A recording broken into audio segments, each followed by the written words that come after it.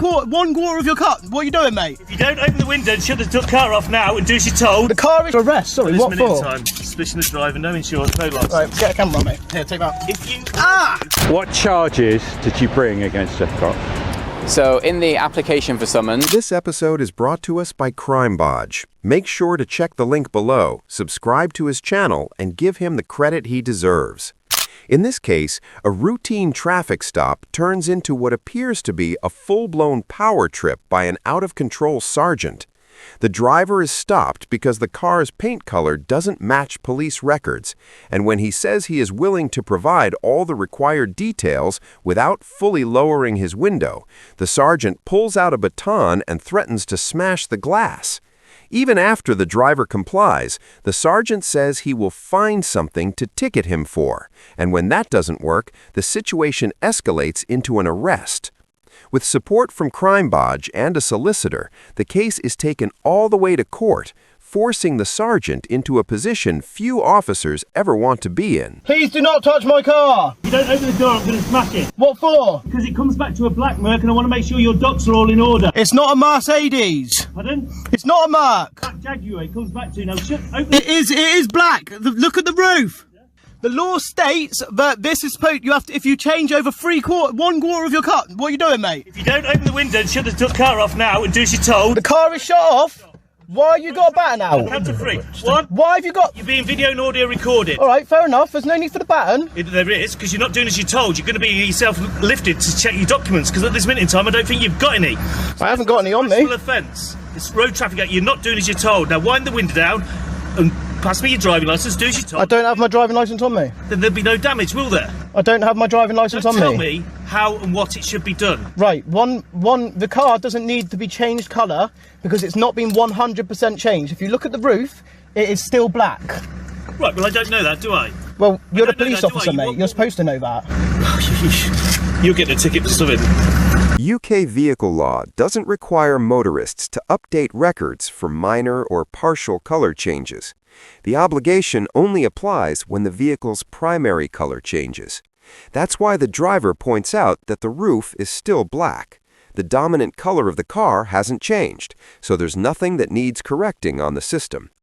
This isn't a loophole, but standard DVLA guidance on color alterations.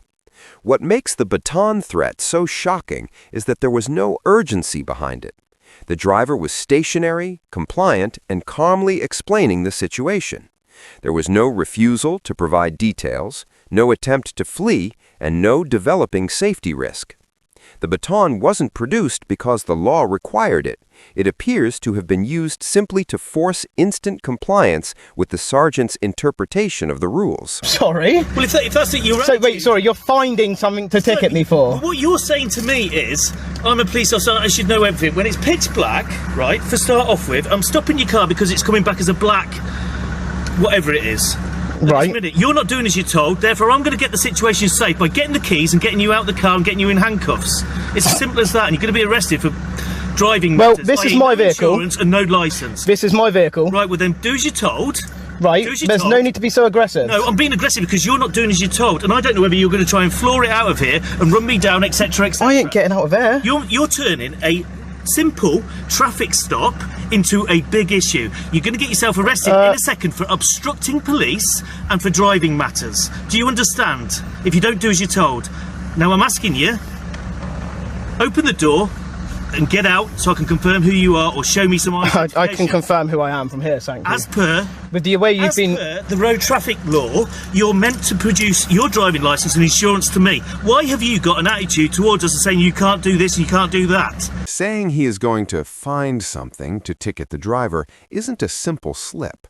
It's effectively an admission that enforcement has turned into punishment, and from that point on, everything that follows is compromised. His further statement, "Do as you're told or you'll be arrested for obstructing police," isn't a lawful instruction, but a threat intended to force compliance where no legal duty exists. Obstruction doesn't arise just because an officer dislikes the pace or style of cooperation. The road traffic argument doesn't help him either, because under UK law, a driver is required to produce their license and insurance, but not to physically step out of the vehicle on demand in order to do so.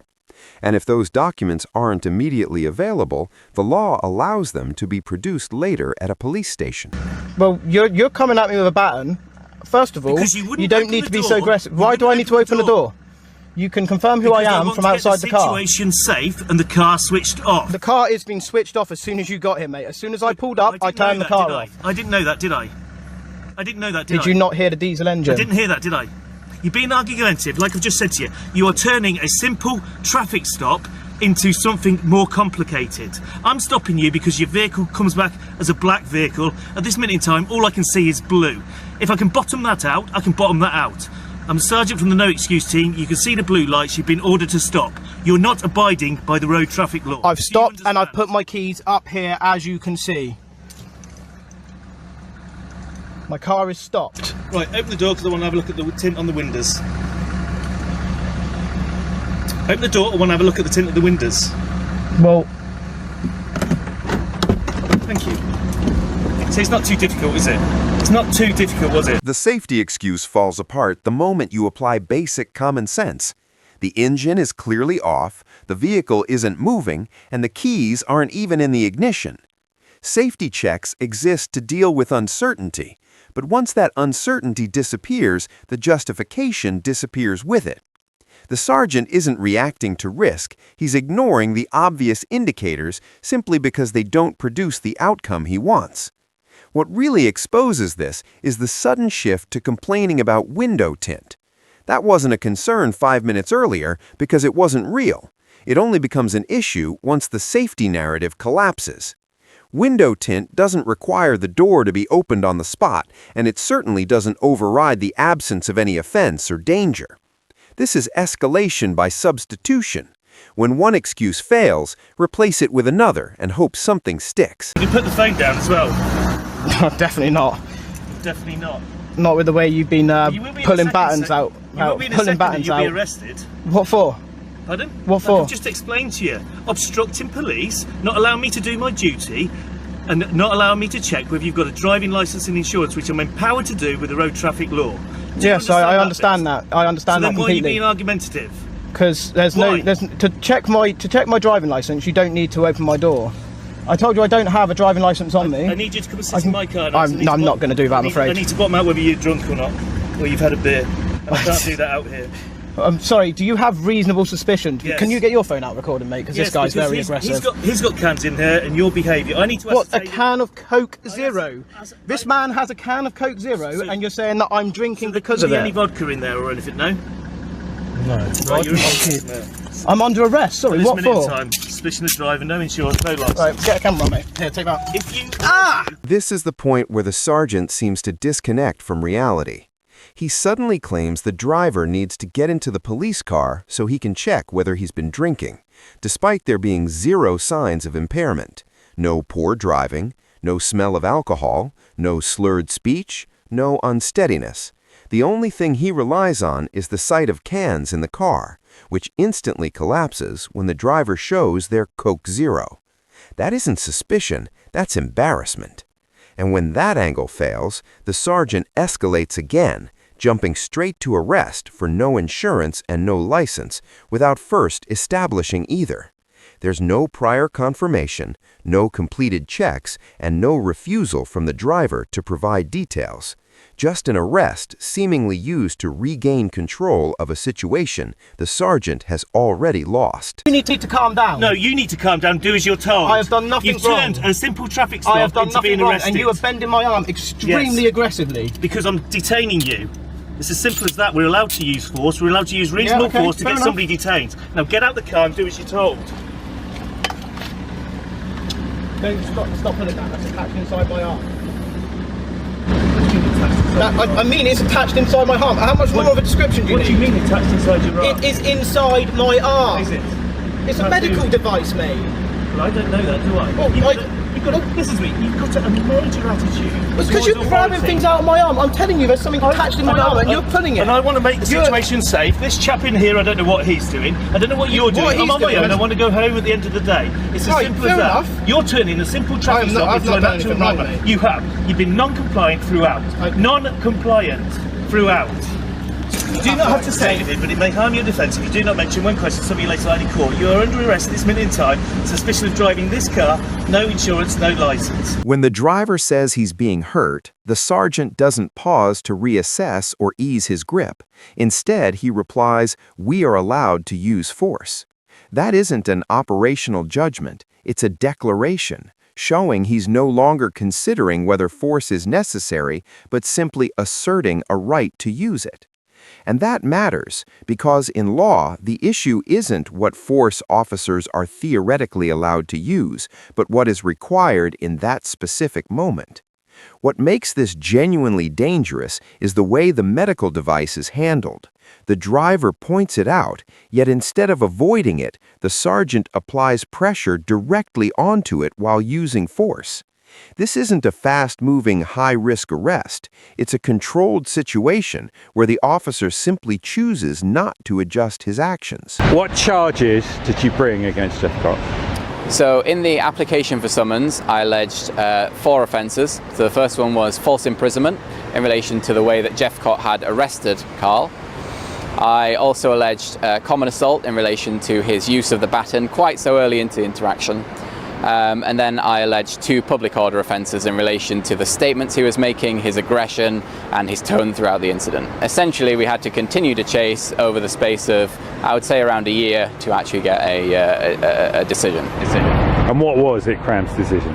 The decision was effectively that there was not evidence that Jeffcott had committed any offences. Jeffcott had been left twisting in the wind for 4 long years, not knowing whether or not he'd be prosecuted or sacked.